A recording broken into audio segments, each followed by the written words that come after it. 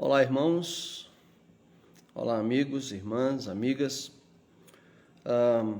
Conforme anunciei mais cedo, eu gostaria de dedicar alguns minutos dessa noite para falar um pouco, refletir, expor meu pensamento a respeito, mais uma vez, a respeito do que está acontecendo com essa questão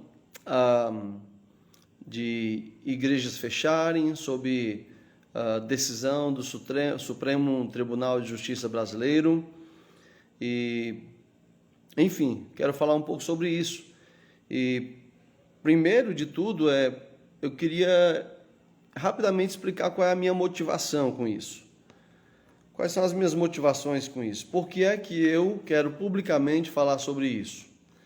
Primeiro, porque eu acredito firmemente que esse é um dos deveres dos cristãos, em especial daqueles que recebem a incumbência de guiar um povo. Uma das figuras que a Bíblia usa para nós é arauto. Arauto era o encarregado de tocar a trombeta e avisar que o perigo estava vindo. E eu não posso fugir desse compromisso e responsabilidade. Então, essa é uma motivação. Uma outra motivação é a influência que pesa sobre lideranças religiosas. Eu sou uma liderança religiosa. Então, existe sim um peso de influência sobre mim e sobre nós. Se você é um líder religioso, você está influenciando. Você está influenciando pelo que você fala ou pelo que você cala. Prestem bem atenção. Todos nós que recebemos a incumbência de liderar, nós influenciamos pelo que falamos e influenciamos pelo que calamos. A diferença é que quando nós influenciamos pelo que falamos, nós tivemos a oportunidade de refletir e então falar de maneira refletida. E podemos errar, mas tivemos oportunidade e tentamos acertar. Aqueles que calados ficam, estão cometendo ledo engano se porventura acham que não estão influenciando ninguém. O seu silêncio influencia, sim. Creio que alguns, pelo seu silêncio, estão influenciando conscientemente, outros inconscientemente. Mas eu entendo que eu preciso influenciar meditando, pensando e falando. Há pessoas que pensam diferente de mim? Claro, lógico, e não há nada de errado com isso. Eu penso diferente de muita gente e está tudo certo com isso, nada de errado. O problema é deixarmos isso virar inimizade. Da minha parte, espero aprender cada dia mais a não deixar isso acontecer. Quanto a você, é com você. Mas minhas motivações são essas. Eu quero que as pessoas entendam, caso pensem como eu, que não são únicas, que não somos tão poucos quanto alguns querem fazer parecer. Há muitos intimidados, sim, mas pela bondade e graça de Deus, eu não sou um deles. E eu sei que há outros. Eu não estou como Elias, achando que só tem eu e todos os profetas morreram. Não. Tem muitos servos e servas do Senhor que pensam dessa mesma maneira. E essa daqui é a minha forma de tornar público que nós precisamos sim nos unir em oração, mas não só em oração, também em conexão de ideias, em exposição de ideias, deixarmos que as pessoas saibam que sim, tem liderança pensando diferente do que alguns que a grande mídia colocam como os nossos exemplos. Então, essas são minhas motivações. Influenciar, porque não tem como uma liderança não influenciar, é tolice achar que não influencia, e que meus irmãos saibam, aqueles que pensam como eu, que não estamos sós. Você tem aqui em mim uma pessoa que pensa assim, e eu sei aqueles que pensam como eu, devemos orar e nos preparar, quem sabe em outras ocasiões, sabermos com quem podemos contar em certas situações que devem estar vindo. Então essas são minhas motivações. Dito isto, Deixa eu começar a minha argumentação no meu tema dessa fala. Essa fala aqui é sobre as proibições ou autorização para cerceamento, proibição, diminuição do direito no que diz respeito à vida religiosa da nação, ok? Essa live, essa transmissão é sobre isto. Deixa eu começar me dirigindo a meus irmãos e irmãs de fé, aqueles que se dizem crentes nas Escrituras, aqueles que se dizem cristãos. Será que você esqueceu que 1 João capítulo 5 e versículo 19 diz que o mundo jaz no maligno? Ou seja, esse sistema de coisas debaixo da qual vivemos encontra abrigo e descanso nas mãos do maligno. O que é que isso deveria significar, ou sempre significou e parece que está esquecido? Isso significa que as coisas que acontecem nesse sistema aqui chamado século imundo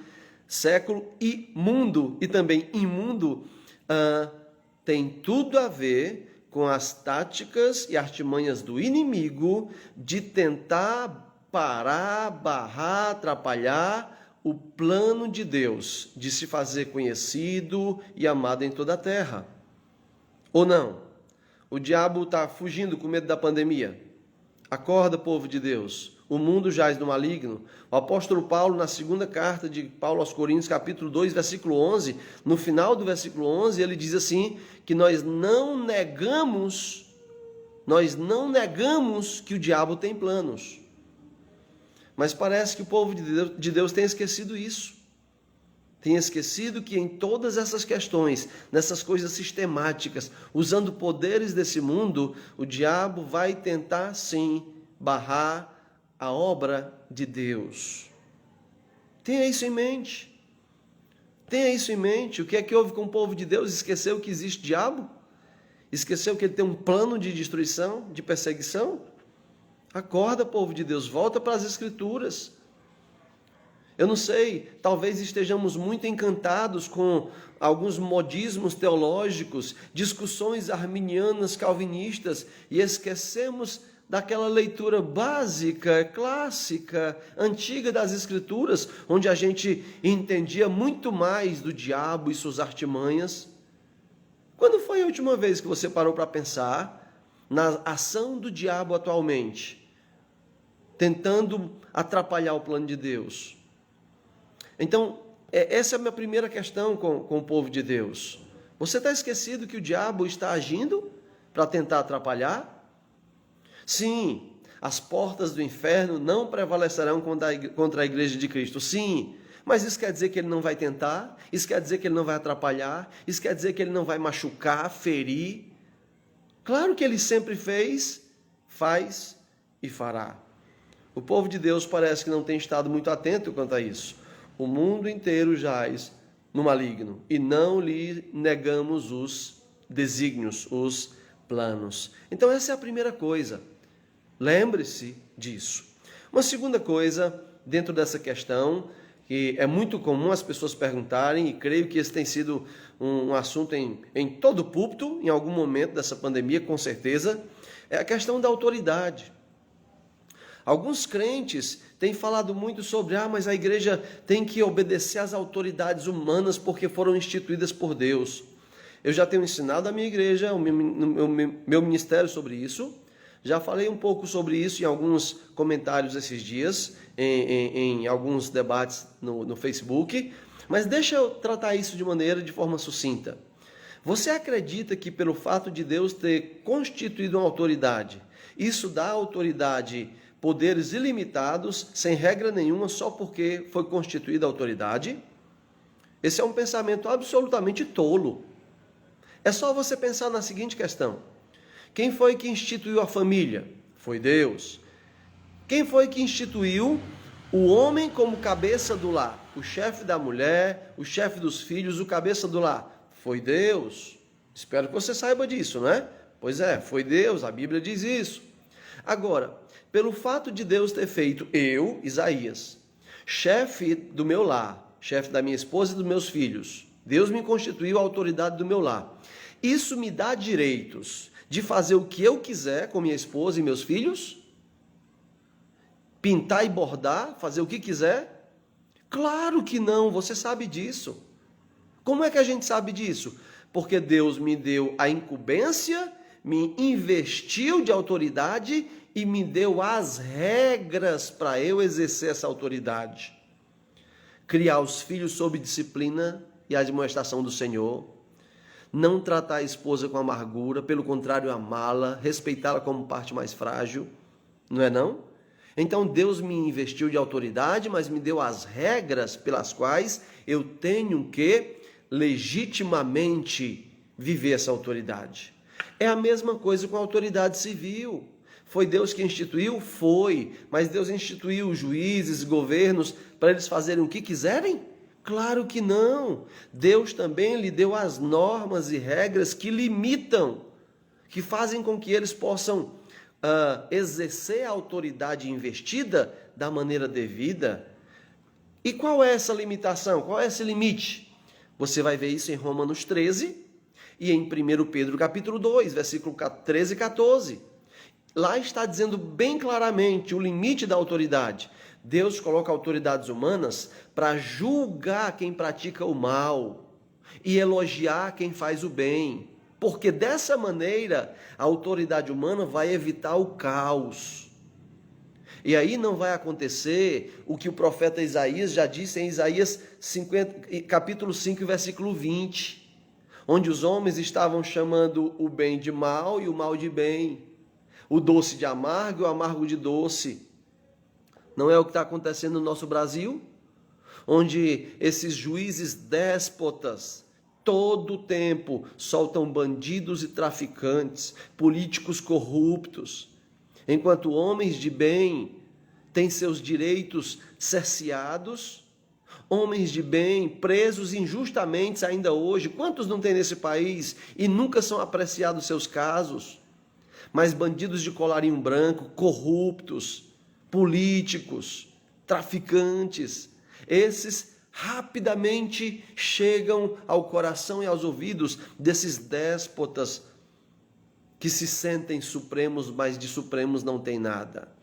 Portanto, Deus instituiu a autoridade, sim, mas instituiu também os limites dessa autoridade. Por exemplo, veja o apóstolo Paulo em Atos capítulo 16 e em Atos 22. Paulo entendia muito bem os limites da autoridade. Em Atos 16, ele foi açoitado e preso sem ter sido julgado. No outro dia mandaram soltar ele, o que foi que ele disse? Não é assim não. Pensam que é assim? Nos açoitaram e nos prenderam sem que houvesse um julgamento legal, oficial. Agora querem nos soltar assim por baixo dos panos? Não vai ser assim, que venham aqui se desculpar conosco. E vieram e se desculparam. Em Atos 22, quando Paulo ia apanhar e disse que era cidadão romano, os soldados se tremeram, porque ele era um cidadão romano. Por que Paulo disse que era romano? Porque Paulo entendia uma coisa que muitos crentes não entendem. Escute bem isso. A autoridade não é o homem. Gilmar Mendes não é uma autoridade. Barroso não é uma autoridade. O presidente Bolsonaro não é uma autoridade. O presidente da Câmara dos Deputados não é uma autoridade. Homens não são autoridades. Homens são investidos de autoridade. É o que Paulo diz em 2 Timóteo 2. São investidos. Orem pelos que são investidos de autoridade. Eles não são autoridades. É porque nós pensamos assim, nós chamamos ao policial de autoridade. Ou autoridade. Olá, autoridade. Tudo bem, autoridade? Não. Homens não são autoridade. Autoridade é a lei. Se os homens forem autoridade, então eles podem fazer o que quiser, eles são autoridade? Não, a autoridade é a lei. A lei do Brasil, a sua Constituição Federal, é a sua autoridade, é a sua lei maior, é a sua autoridade maior. Aí eu pergunto de novo, o que é que os supremos têm feito com a nossa Constituição? Eles dizem hoje, não, isso é constitucional. Aí amanhã, dependendo de quem eles vão julgar, dependendo do nível de amizade, o que é que eles dizem? Não, isso é inconstitucional. Mas ontem não era constitucional, porque agora é inconstitucional. eles não estão agindo conforme a autoridade. A autoridade não são os homens. Veja, por exemplo, o pastor. Eu sou pastor. Isso quer dizer que eu sou uma autoridade e posso mandar e desmandar no rebanho que Deus me deu? Não. Deus deu os limites. Qual é o limite da minha autoridade? Está na Bíblia. A Bíblia Sagrada é o limite. Então, a Bíblia é a autoridade, não o pastor, não o homem. Então, aprendamos isso. A autoridade é o que está escrito, é a lei e não os homens. Portanto, amados irmãos, parem com essa história de que a gente tem que ser obediente às autoridades. Na verdade, esse termo nem está nos textos. Tanto Romanos 13 quanto 1 Pedro 2 diz que nós devemos estar sujeitos à autoridade. Como é isso, pastor? Eu já ouvi isso, mas eu não entendo. Como é que a gente pode se rebelar e estar sujeito? É assim, eu tenho dito à minha igreja, todo culto, lembrem, nós estamos hoje aqui prestando culto a Deus e estamos em desobediência às autoridades. Mas se elas vierem aqui e quiserem me levar preso, não vai ter confusão. Eu irei me sujeitar à punição. Vou dar minhas mãos, se quiserem algemar, e vou sair com eles, sem confusão, sem guerra, nem briga. Assim eu estou obedecendo a Deus e me sujeitando a uma punição, mesmo que injusta, de autoridades humanas, ainda que erradas, de homens investidos de autoridade e usando essa autoridade de maneira equivocada, mas eu me sujeito a isso. Então é assim que eu estou me dispondo, tenho servido em todo esse tempo, é assim que eu creio que os crentes precisam fazer, é assim que eu creio que lideranças precisam fazer. Aliás, deixa eu lhes dizer, eu estou aqui, eu estou com a ficha de número 1. Ficha de número 1. Sabe o que é isso? Minha ficha é a número 1, ninguém me tire. Se chegou a hora de pastores serem presos nesse país, por quererem cultuar o seu Senhor, por quererem reunir com o povo de Deus, eu estou na ponta da fila, ficha de número 1, ok? Ninguém me tome essa ficha, por favor. Ficha de número 1. Quero ser o primeiro. Quero ser o primeiro nessa nação a ser preso pela verdade, se for o caso, pelas minhas convicções, ok? Então, autoridade é a lei, não é os homens. E nós obedecemos à autoridade maior que é a palavra de Deus. Quanto à lei dos homens, nós nos sujeitamos. Então, espero que isso fique claro. E pare de ficar repetindo essa frase incompleta e distante do sentido de Deus instituiu as autoridades, a gente tem que obedecer. Ela é totalmente desvirtuada de sentido quando você diz só isso. Leia e estude o texto, ok? Próxima coisa é, alguns irmãos em vários círculos, tanto nas redes sociais, como em grupos até de lideranças, de pastores e outros mais, têm dito assim, isso que estamos vivendo não é uma perseguição religiosa. Não é uma perseguição religiosa e a prova de que não é uma perseguição religiosa é que está sendo fechado muitas coisas. É o comércio, é a escola, é o esporte, é o futebol. Meus irmãos, as outras religiões. Então não é uma perseguição ao cristianismo. Deixa eu responder da seguinte maneira. Primeiro, o fato de nós estarmos nos incomodando, ou alguns de nós, deveríamos ser todos, mas o fato de alguns de nós estarmos nos incomodando, os evangélicos, indica que nós somos o povo que tem convicção, ou não? É interessante que eu não vi muito espírita reclamando, eu não vi muçulmanos reclamando, não estou dizendo que católicos, adventistas, testemunhos de Jeová, eu não tenho visto essa turma se manifestar. Estão fazendo suas reuniões escondidas? Não sei. Mas ainda estamos em um país que tem algum senso de liberdade. Onde estão as outras religiões que nos manifestam? Bom, para mim, isso é um indício de falta de convicção. Enquanto que aqueles que estão se manifestando, para mim, é um indício de que tem convicção. Convicção. Eu tenho convicção das minhas crenças, seja em época de liberdade ou de perseguição. Se os outros não têm essa convicção, paciência com eles. Eu tenho convicção das minhas, do que o meu Deus quer de mim, e é por isso que eu me manifesto. Eu não vi advogados dessas demais religiosidades se manifestando, esses grupos se manifestando. Amém. Isso comprova que a convicção deles é curta. Só se sustenta em épocas onde o vento sopra a favor. A outra coisa a esse respeito é, quando você diz que pelo fato de o futebol não tá acontecendo, embora esteja, né? Mas está sem público, o comércio está fechando, as escolas estão fechadas. Você acha mesmo que isso é um argumento forte, válido, para com isso justificar que não estamos tendo uma perseguição?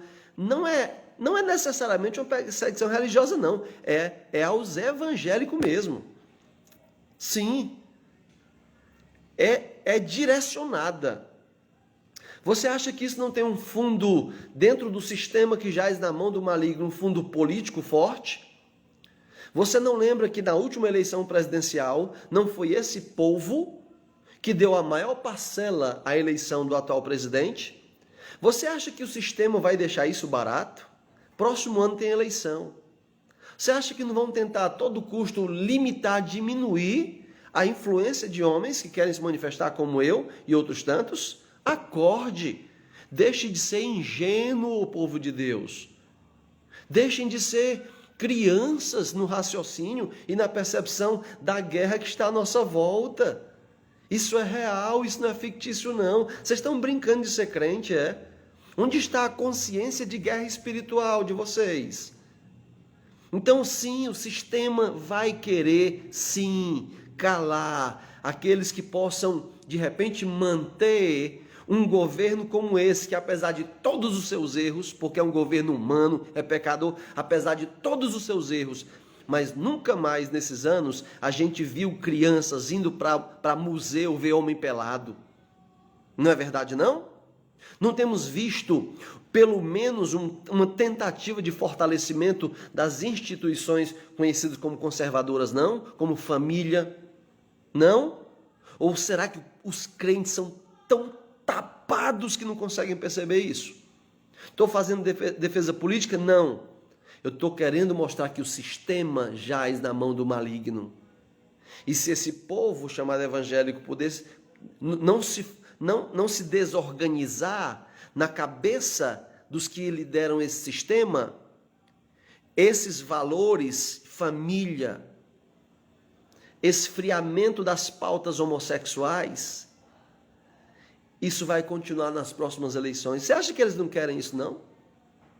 Então acorda, povo de Deus. Tenha mais perspicácia, percepção do que está acontecendo à nossa volta. Então, olha só. Daniel capítulo 6. Você lembra o que foi que houve em Daniel capítulo 6? Isso aqui ainda é para responder esse ponto, daqueles que acham que não estamos vivendo a perseguição evangélica aos evangélicos, porque todos estão sendo perseguidos. Você acha que o diabo faz questão de barrar as outras religiões que são falsas? Você acha que ele faz questão disso? Ele não faz questão de barrar todas as outras, se com isso ele conseguir barrar o povo de Deus. Daniel capítulo 6. Quantos deuses os medo-persas tinham? Quantos ídolos? Mas mesmo assim eles fazem uma lei, onde nenhum homem iria orar a outro Deus qualquer, somente a Dario. O que é que eles estavam querendo fazer com isso? Eles queriam calar todas as outras religiosidades com o objetivo único de afetar quem? De calar quem? O homem que servia e adorava a Deus. Vai lá no texto, Daniel capítulo 6. Porque eles disseram assim, é muito interessante isso. Daniel capítulo 6, versículo de número 7. Daniel capítulo 6, versículo de número 5. Disseram, pois, estes homens: nunca acharemos ocasião alguma para acusar este Daniel, se não a procurarmos contra ele na lei do seu Deus. Irmãos, vocês não percebem não que o diabo está fazendo a mesma coisa? Olha, nós não vamos conseguir parar esse povo evangélico, não, esse povo seguidor da Bíblia, a não ser que achemos uma coisa na sua própria lei. Acharam. O que foi que eles acharam? vocês têm que ser obedientes às autoridades, porque está escrito no livro da sua lei. E muito do povo de Deus tem caído nisso. O que foi que eles fizeram? Uma lei que prejudicou todas as religiões, porque todas tinham que calar e só orar ou adorar a Dario. E eles prejudicaram todas as outras religiões porque tinham um alvo: calar aqueles que adoravam o verdadeiro Deus, no caso Daniel. Qual foi a atitude de Daniel? Continuou fazendo o que ele sempre fez. Orando, sem estar se escondendo, do mesmo jeito. Pois bem, talvez se você, irmão ou irmã, que usa esse argumento, não, mas olha, não está sendo uma perseguição a nós não, está tudo fechado. Talvez se você estivesse lá nos dias de Daniel, você diria: Daniel, como você é um tolo, um radical, um intransigente, um intolerante. Olha, você está afrontando a lei dos medo-persas. Olha só, nenhum dos outros religiosos estão orando, só você, se sentindo perseguido. Os outros nem estão reclamando, estão só orando para Dario. Se eu usasse esse argumento que vocês usam, eu teria vergonha de ler esse texto de Daniel. Vergonha. Vergonha na alma de ler esse texto de Daniel. Você acha que o diabo se importa com falsas adorações? Que ele não jogaria tudo no fogo, contanto que ele atingisse a verdadeira adoração? Você entende muito pouco de diabo mesmo.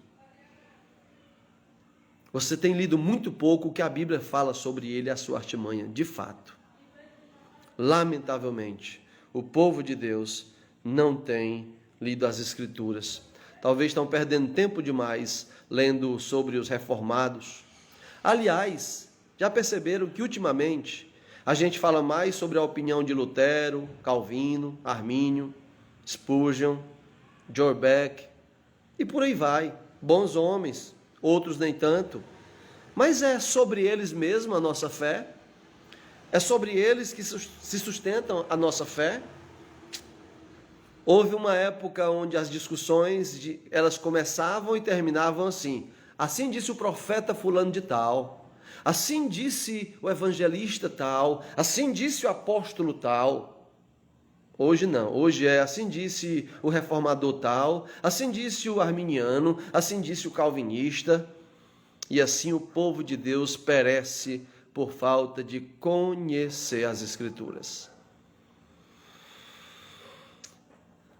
Lembro-me da situação vivida pelos cristãos em Roma, quando eu penso nessa questão, onde, para atingir os cristãos, o louco Nero toca fogo em Roma. É assim que o diabo sempre fez e de vez em quando faz. Ele não é tão esperto, não. Ele não é onisciente. Ele não é todo sábio. Então, de vez em quando, ele repete a estratégia. Foi com Daniel, já foi com os cristãos em Roma, toca fogo em tudo. Morre romano, queima a casa de romanos. O importante é atingir os cristãos. Então, meu irmão, o diabo não está nem aí se tem que fechar a escola, fechar futebol, fechar comércio, quebrar as nações, contanto que ele consiga atingir os verdadeiros adoradores. É isso que muitos não têm tido consciência e percepção. Esse é meu argumento para quem diz que não estamos sendo perseguidos porque as outras coisas estão fechadas. Se você não entender isso, paciência. Eu estou seguro nisso.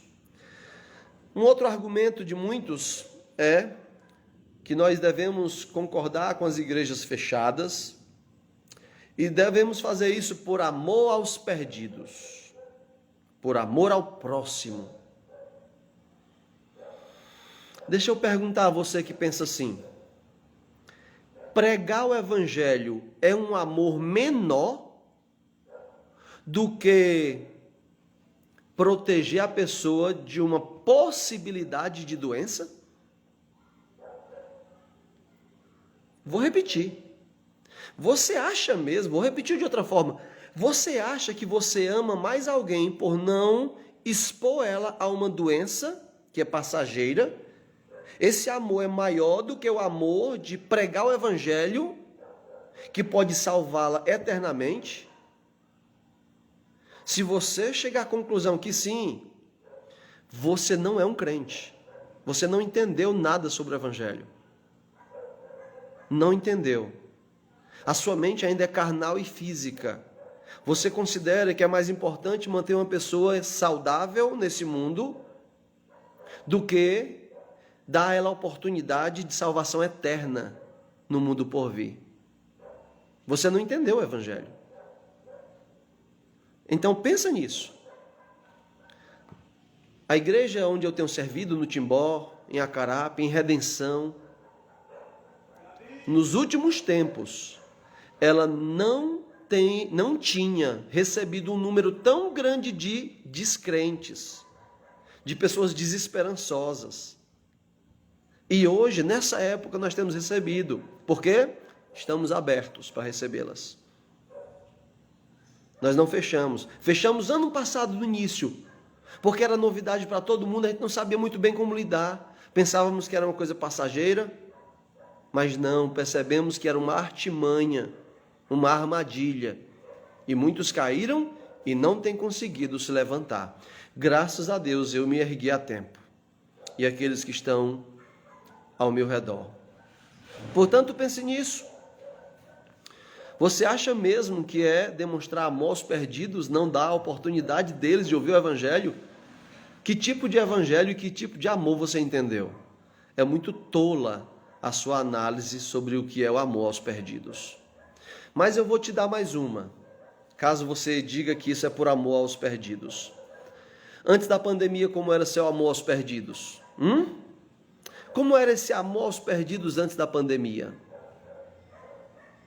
Você se preocupava mesmo com os perdidos, pregava o Evangelho para eles? Porque se hoje você os ama todos os dias, não indo ao encontro, não recebendo ele na igreja, mantendo a distância para que eles não corram risco de adoecer por amor a eles. Então, antes da pandemia, você amava eles todo dia, pregando o Evangelho, cuidando deles? Hipócrita. Você é um hipócrita. E quando essa pandemia passar, se ela passar, queira Deus que passe, a sua hipocrisia vai ficar ainda mais flagrante. E você sabe disso. O seu amor pelos perdidos não vai mudar em nada, porque você não tinha esse amor antes. O que você tem hoje é medo. É medo de expor o Evangelho para as pessoas. Hipócrita é o seu nome. Pare de falar no amor que você não conhece. Admita o seu pecado. Arrependa-se. Venha para Cristo. Conhecer o verdadeiro amor de Cristo, que destrói o medo pela morte e nos faz avançar pelo vale da sombra da morte, muitas vezes para alcançar um perdido, colocando ele e eu mesmo em risco, um risco necessário para que eles possam, quem sabe Deus, experimentar a cura eterna. Isso é amor, o amor bíblico é esse. Portanto, pare de usar o argumento do amor, é hipocrisia da sua parte. Uma penúltima coisa. Recebi uma mensagem de uma irmã dando conta de que um dos ministros, supremos ministros do nosso país, na sua argumentação para que não tenhamos mais, nesse período, não tenhamos ajuntamentos, não tenhamos cultos, ele usou a fala de um dos reformadores, a fala de Lutero, se não estou equivocado, onde quando Lutero passou pela peste negra, eu acho, na Europa, ele aconselhou que não se reunissem. Me parece que foi esse o argumento, que não se reunissem, que assim zelassem pelos outros e tal.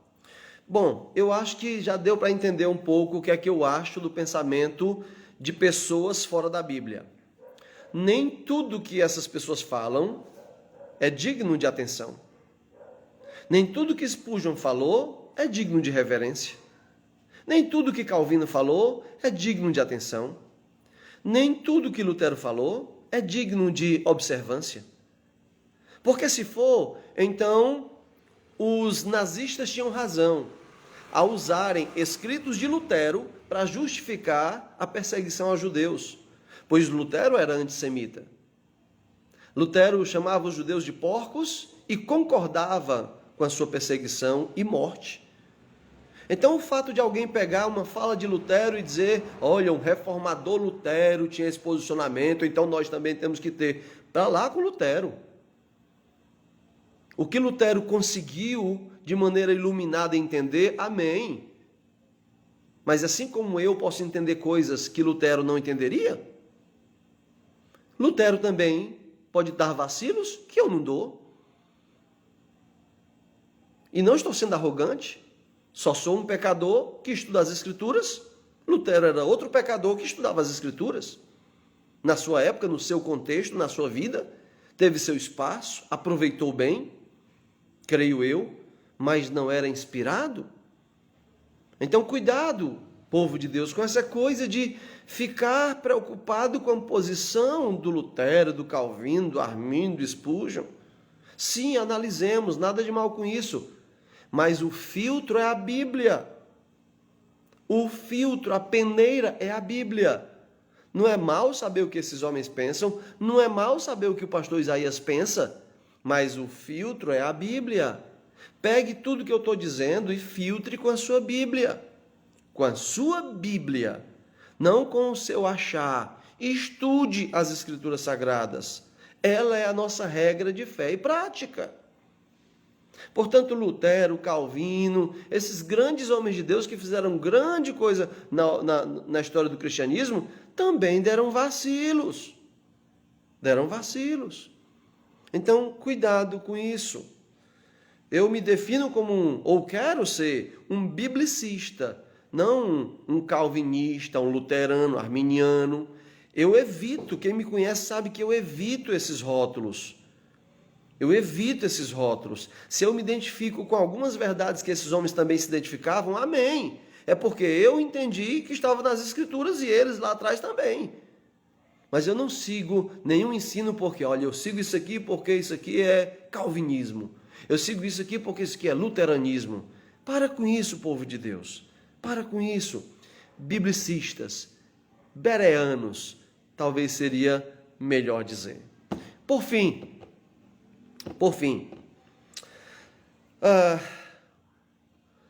será que o que estamos tendo da parte de Deus, usando o sistema que jaz no maligno, não é uma peneira, hein?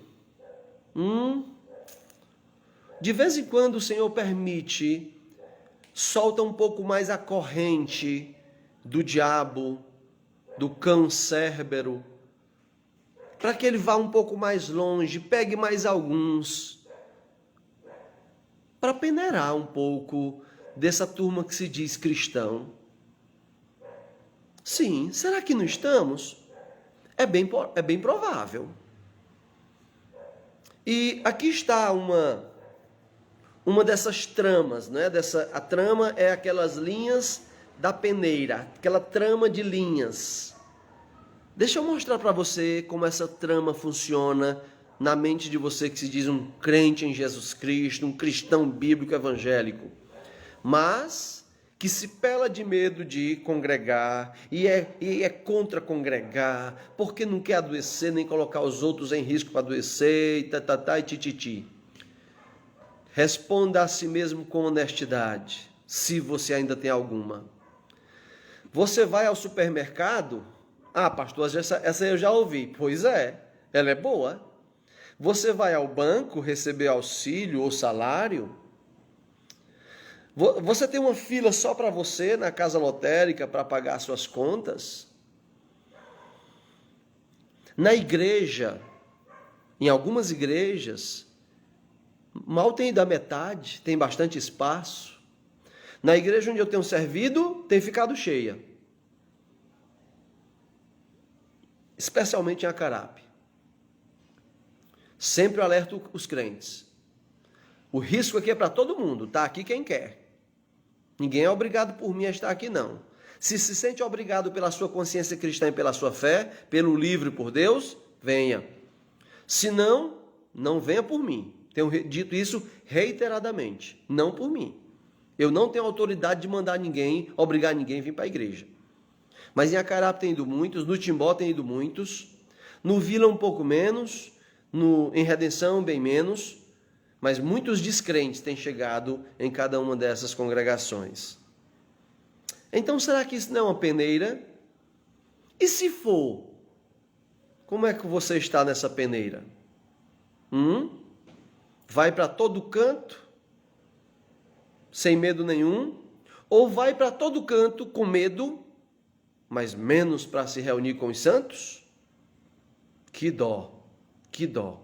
Graças a Deus, a salvação é por graça.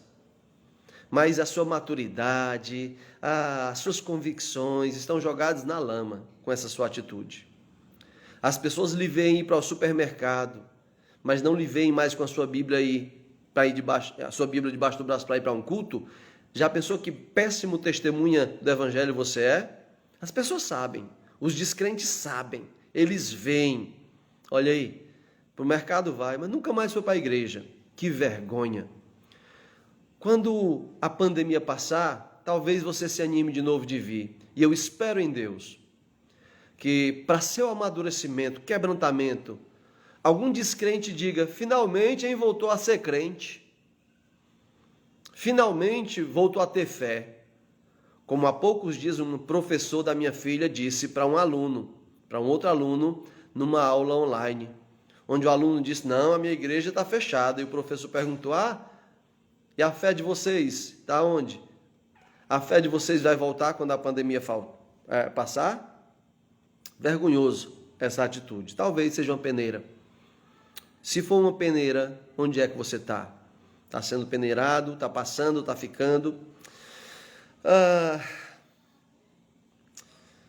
Como eu disse, eu tenho a ficha número 1. Se vai começar, se é hora de pastores serem presos nessa nação, eu estou na fila. Eu espero ser o primeiro, sem nenhum problema. Absolutamente nenhum problema. Talvez o único problema que eu admito nisso seja um certo orgulho. De dizer assim: eu estou pronto e eu quero ser preso mesmo, para dizer: eu fui preso porque eu mantive as minhas convicções evangélicas. Número 1, por favor, ninguém pegue a 1 não, que é falsa. A verdadeira é a minha. Faça a sua do 2 para trás. O texto bíblico, eu termino com esse, de Hebreus 10 e 25. Ele diz: não deixemos de congregar, como é costume de alguns. Deixa eu te perguntar, quando Deus inspirou esse texto, Ele não sabia que iria ter momentos na humanidade onde os homens diriam que não era possível congregar? Deus não sabia disso? O Todo-Poderoso e Onisciente Deus não sabia disso? E mesmo sabendo disso, Ele inspirou um texto como esse? Não deixemos de congregar. Por que Deus não colocou não deixemos de congregar-nos, a não ser que? Por que Deus não colocou algo do tipo assim, uma ressalva? Não deixemos de congregar, a não ser que seja perigoso, a não ser que tenha uma doença, a não ser que tenha uma lei, um decreto dizendo que não pode. Não, Deus onisciente, Ele disse simplesmente: não deixemos de congregar.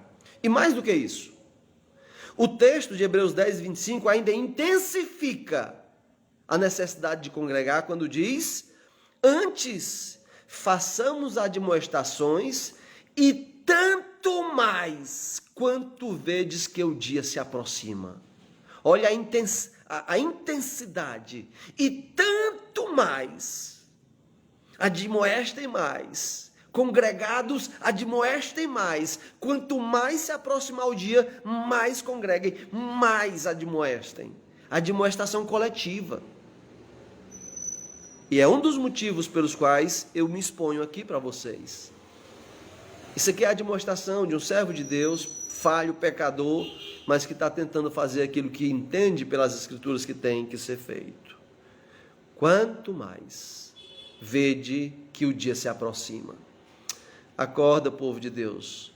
Vocês estão entregando nas mãos de ímpios a fidelidade de vocês, que só devia ser devida ao soberano, ao verdadeiramente juiz supremo, único. Vocês estão esquecendo que o mundo inteiro jaz no maligno e que o diabo tem planos para atrapalhar. ele não vai conseguir, as portas do inferno não vão prevalecer. Mas isso não quer dizer que ele não vai tentar, que não vai causar dano ou prejuízo, como já tem feito. Queridos irmãos, termino por aqui, pedindo a graça bondosa de Deus sobre nós, o seu povo, sobre minha mente, meu coração e minha fé, e lhe fazendo um convite. Se a sua igreja decidiu fechar, paciência. Mas se você gostaria de congregar, mas a sua igreja estiver fechado, se você mora nas imediações do Conjunto Timbó em Maracanaú, nas imediações do Vila das Flores em Maracanaú ou Pacatuba, nas imediações da Boa Fé em Redenção, ou nas imediações do São Benedito em Acarape, nesses 4 locais eu tenho servido ao Senhor com uma congregação em cada um desses locais. Nós não fechamos. Nós temos cultos domingos, em alguns outros lugares tem domingo, terça, quarta e quinta. Quer assistir um culto presencial e a sua igreja não está reunindo? Ou você não tem igreja, mas quer nesse momento assistir um culto ao Senhor? Fala comigo no privado, eu te passo o endereço e os horários.